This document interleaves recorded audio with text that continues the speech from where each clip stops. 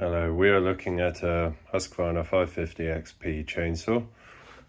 If you happen to spot the G down there, ignore it. It's not an XPG, though it wouldn't really make a difference. It is an XP, it just has a different cover on, therefore a different label. The issue I've got is that when I'm trying to pull the brake lever back, it isn't engaging the brake. You hear that sudden thud. What's happening is this mechanism, there's a prong that comes off the handle here, sticking out that way, and it's trying to engage with the knee joint assembly in here on the cover, brake cover. It's not though. What's happening, I don't know if you'll be able to see it. If you look at that gap here, what's happening is as it comes back, that gap is actually increasing because the brake lever is essentially going around it. It meets the resistance of the knee joint and the associated spring, and it just slips around it. If I can't do this with two hands, with one hand very easily. If I'm pulling the brake lever to the right at the same time as pulling it back, I can make it work. And so now we're good. But as a one-handed operation, it just slips past it. So that's annoying. I've already taken it apart because it looked to me, when I took this off, it looked like the knee joint was slightly bent in the wrong direction. The arm was bending this way, ever so slightly. I straightened it out and it's still not working, so I think we need to compensate for that. Maybe bend this a little way, that way it will all make sense in a minute. I'll open her up and we'll see what we're looking at. So, taking the cover off, first of all, make sure your brake is not engaged. It will make it harder because you will be fighting the brake mechanism if you don't disengage it. Second of all, we undo this, wind the chain tensioner back a little bit, free that up, and this will come off. I've loosened these are captive nuts, so they'll stay on, but they're loose. Then anti-clockwise, so we've got some slack on the chain, and this will come right off. Now obviously, if you've not taken one of these covers off before, the reason you want the brake disengaged is that this steel band in this circular area here on the outside, when the brake is on, it tightens around the clutch wheel. If it's tight around the clutch wheel and you're trying to remove it, that just makes things hard. Now, here are two prongs, silver bits of the knee joint. They connect to a spring that runs down here, and that spring is quite dangerous, especially in its current state where it's at its most volatile. It is under tension, it is ready to prime and stop a chain moving at speed. So we are going to have to take this cover off, but not before we engage the brake. Obviously, we've taken it off the saw, we've lost the ability to use the brake lever. So what we're going to do is I'm going to pop this in a vise and hold it, making sure I don't crush that, making sure I'm gripping onto aluminium, and I'll have it upright, and essentially we'll get a flathead on there, and we'll just give it a tap. We've got the spring working in our favor. It wants to release its tension, so that will help us. We'll just give it a knock and we'll hear it, and we'll see that this will change state. All right, so for all I said about the vise, the area I was going to do the vise in has not got good lighting. So I'm just going to see if I can just hold this and just, no. There we go. Okay, so I just pushed down. The brake is now engaged, and so that's the maximum amount of tension we can get out of the spring. That said, still take care. This is a job for safety specs. I've got mine here, and you want to be in a safe place for like where you're not around a 50-inch TV screen, you're not around people, you're not around pets, you're not around windows, just in case that spring goes wild on you. People do get injured. All right, here we are again. This time I have loosened the 3 screws that hold the plate on, the plate that conceals the mechanism. And if you didn't understand exactly what the issue was, maybe you will when you see everything working. And actually I can show you that now. So essentially, if we observe here, we have got tucked down there, you can just see a sliver of silver. That is part of the same knee joint as this. Then, if we look at the saw, we got the brake handle. And we got this male nub that sticks out.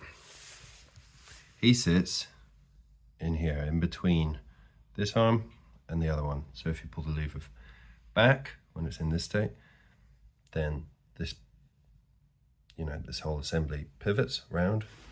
And if it's pivoted round and you push the handle forwards, it goes into the state we're currently seeing it in. My issue is that for all I don't see wear on this, instead of it biting when I pull back, the nub is trying to go under and around the mechanism. So that would be, if it were fitted, it would be up. And hopefully this makes sense. I'm struggling to do this with one hand. In any case, we have got the screws off, and I need to stay focused on the fact that we have a volatile spring under here. So safety's on. I told you don't do this around windows and stuff. I'm doing it in my kitchen. It's just because of the time of day in January in the UK. It's getting a little gloomy outside, and I've done this before, so there we go. This piece here, he's just sandwiched between the 2 layers, so he will just lift out. 2 hands helps. So I might just try and set this camera up so you can see what's going on. But hopefully you can already see the principle of this. You got a spring currently in the most relaxed state it can be in within this channel. This knee joint has collapsed, which is to say that the force of the spring is not going all the way through. It's broken here, if you see what I mean. If this whole piece here were pivoted around so that this bar here were in line with this spring, it would of course involve this piece twisting around, pushing the spring up, giving it more tension, making it ready to prime. So let's see if I can rotate the camera. First of all, that little piece I said that was sandwiched on, he just slides off. Little wiggle, he slides off. Now the next bit is where you've got to remove all this, and as you can see, you've got a dodgy old spring here, and dodgy in the sense that you don't want that pinging off the wrong way. You don't want to lose any parts. There is a small part that can come free, but the spring sits with this white piece. It's got a prong that sits inside the spring cylinder. The white piece is connected to the band. The band goes all the way around here and lodges in. There's that bendy bit there, locks it in. And there is a very small piece on that, a small rod. So what I did, first time I got this, is I put it on the ground, I put my hand over the spring and got my flathead, put it in behind the knee joint, again, that's this, and just prised it up whilst putting pressure on the spring so that it came out in a controlled fashion. I will do that now. You probably can't really see what I'm doing, but so it's just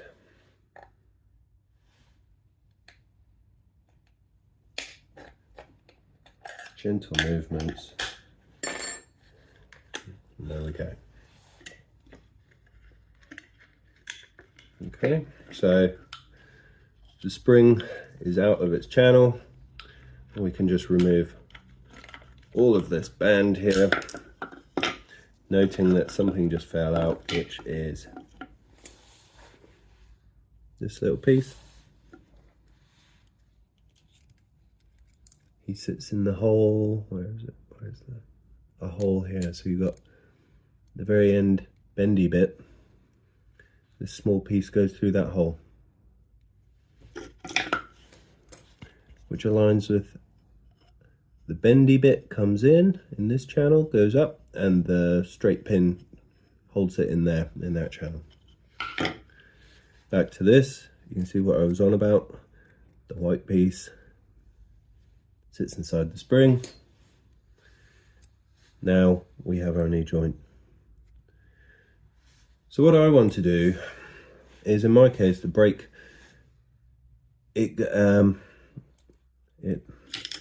well, let me fit it again. Right. So here's the mechanism without the spring in it, so it's a bit safer. So this is straight. It would be primed and ready to go. Pushing it down, breaks that joint, bends the knee as it were. So there's actually not a lot of movement in it. You can force a little bit more, which of course the spring would do. But so it's this top piece that my brake handle is just skimming past. It's trying to like walk around it instead of engaging it. So I think I just want to get this in a vise, and I want to hold it, and I want to slightly bend out this top section, I reckon, so that it sticks closer to the brake handle. It's a really bad video, this, isn't it? I'm sorry. I just noticed that there aren't any for this saw online, so I thought I'd make one, but I am not a YouTuber with a good camera, so sorry. So I'm going to stick this in a vise. You're going to have to obviously pay attention to which way it went in, and I will have to knock this towards you at the camera there, because that would be the way I want it to go, so that the brake handle over there can engage a bit better. So let's try that. Right, I have bent it slightly. You probably can't see it. It is quite slight, but there's a little bit of an angle on this top piece now. I don't want to overdo it. And obviously, you might be asking yourself, why should you have to bend something to make it work? Surely you've just got wear, or you should replace the knee joint, for example, or replace the brake handle. You might be right. The thing is, how do I know whether it's the brake handle when I can't see wear on it, or the knee joint when I can't see wear on that and it seems straight? Until I try bending it. And then if bending it works, well, save myself a job, haven't I? Save myself a purchase. As long as everything's safe. The problem is, the thing is, my saw, the brake goes on. That's good. We want a brake going on. The problem is, putting it on is a pain in the arse.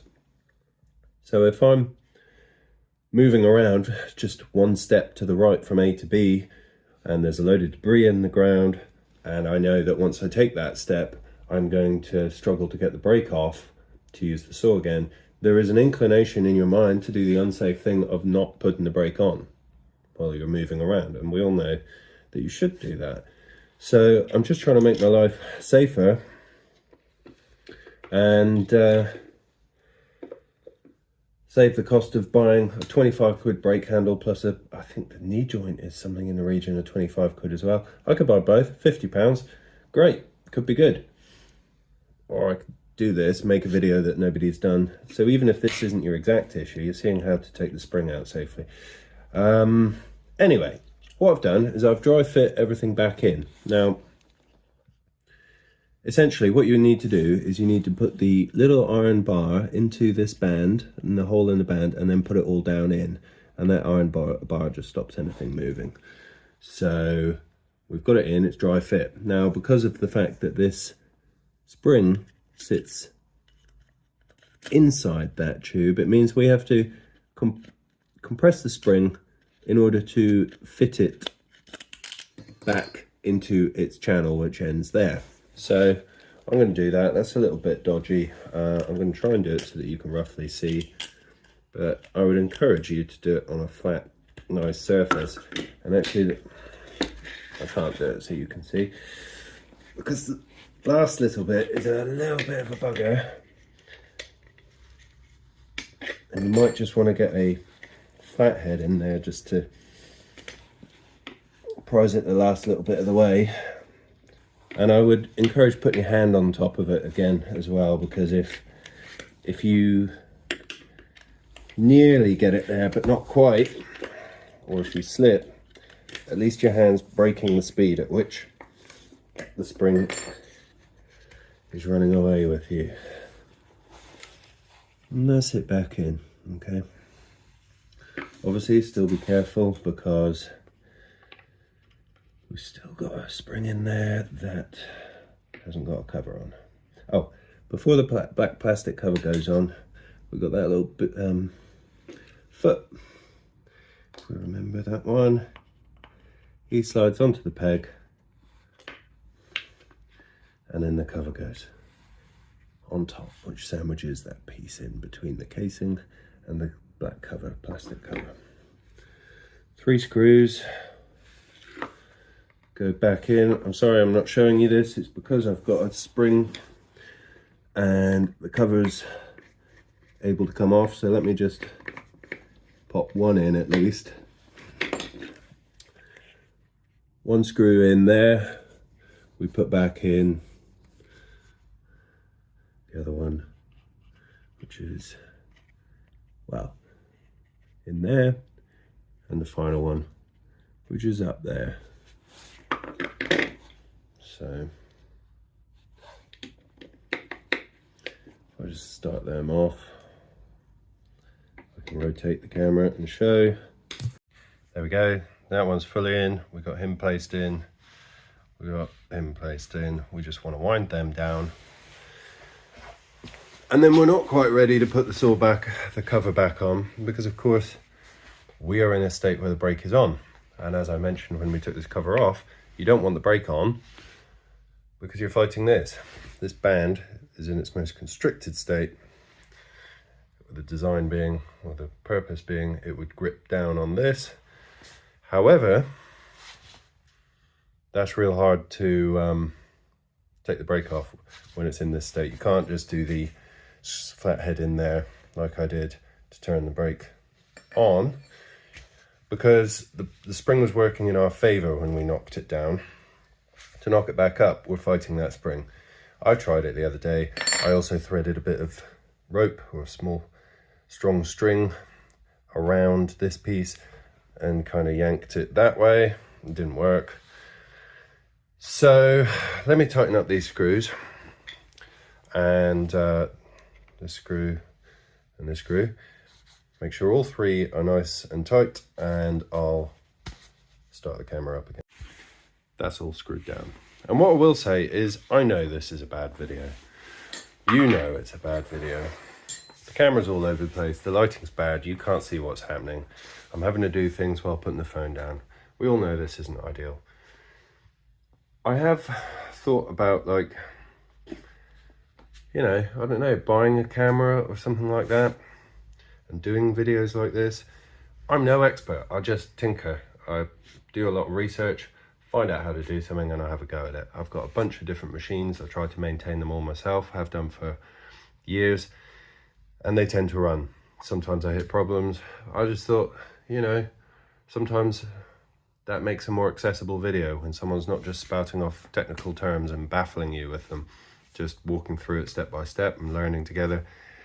If you think that this video is even 1/10 good, let me know, because, you know, with a better camera and what have you, we could be making some nice videos.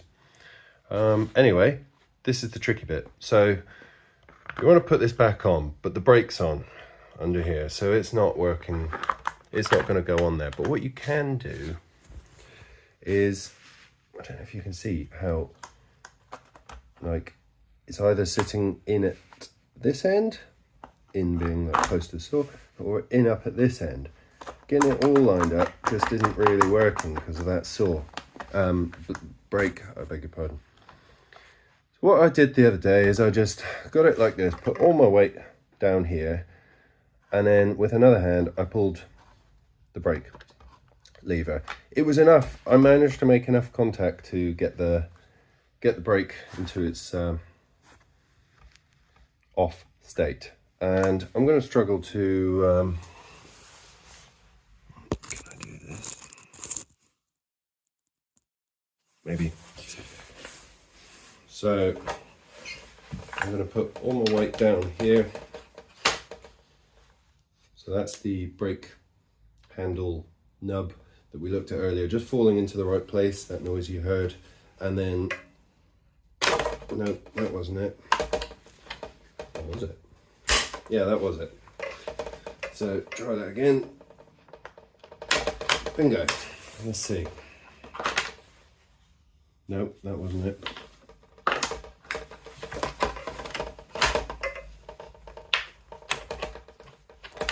That felt pretty good. Yeah. So we're back to this. If you remember, originally this is what we were looking at. This top arm up at about 11 o'clock. This arm going out at about 9 o'clock or whatever. That lower arm was the one we put the flathead on and knocked it down. Doing so brought this arm down to its stop point here. So we now know that that's good. So again, one-handed, but now I can get the cover on much better, and I just obviously need to locate the bar tensioner stud back into the hole in there and get everything running nicely where it should be. And so I'll just seat everything well, and then we'll do the final step and see if it actually worked. Okay, cover's back on. Chain's under some tension. Of course, the comment section will now explode. People telling me I've tensioned the chain wrong. Oh no, I didn't really try. I just raced to get back onto the camera here. So our brake is still off, which is what enabled us to get the cover back on nice and easily there. Obviously, that's what we just fought to get off, was the brake like that. So it always went on really well, which it still does. And I haven't tested this, but obviously the moment of truth is whether this works. And it does. Nice. So, and obviously I was trying to hold it over this end because that's what I've got so used to doing recently, is like pulling it slightly this way and very much that way to make it engage. But even if I hold it further over here, it still works. And that is the position where it never would have worked before. I mean, you saw it at the start of the video. So that was just bending the knee joint assembly ever so slightly. I didn't go crazy on it. It's just, you know, if yours has wear on the nub that comes off the brake handle around here, behind this cover, then that's probably your problem. But mine did not look like it had wear. If your knee joint is in a different degraded state to mine, maybe that is your issue on your saw. But all the videos I found, they had a different system here that didn't have the knee joint.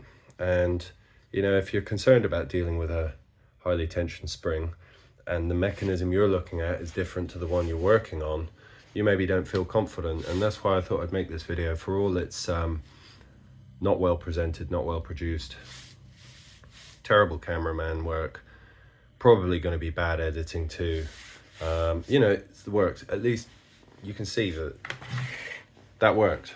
I just saved myself £50 buying parts that would have achieved exactly what this does. So we are good. I'll be putting the brake on every time I move again, which, you know, we all ought to be doing. And lovely, super. Again, let me know, you know, if this video had any potential. I'm not saying is this video good, I'm saying does it have the potential to be good if we had good cameras, good lighting, and so on. Let me know. I'd love to hear that, and I might make a few more videos if that's the case. Cheers then, good luck with your repairs.